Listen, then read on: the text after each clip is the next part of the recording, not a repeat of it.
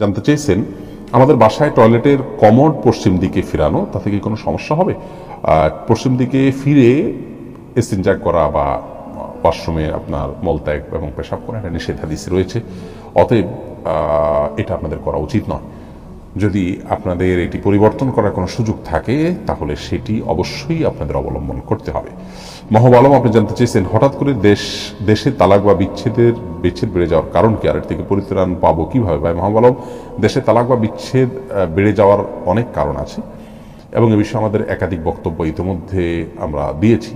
শুধুমাত্র এখনই তালাকের হার, বিচ্ছেদের হার বেড়েছে এমন নয়, বরং অনেক আগে থেকে বাংলাদেশে এটি একটি সমস্যা, বরং দিন যত যাচ্ছে তত প্রকট আকার ধারণ করছে এই সমস্যাটি।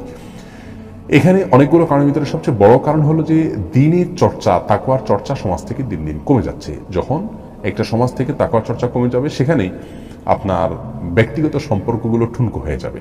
বেশিরভাগ বিবাহ বিচ্ছেদের কারণ আপনি দেখবেন যে একে অন্যকে সহ্য করতে পারছেন না, বা পরকীয়ায় বিপরীত এন্ড থেকে কেউ হয়তো লিপ্ত, অথবা নিজে পরকীয়া আসক্ত হওয়ার কারণে তিনি বিবাহ বিচ্ছেদের দিকে চলে যাচ্ছেন।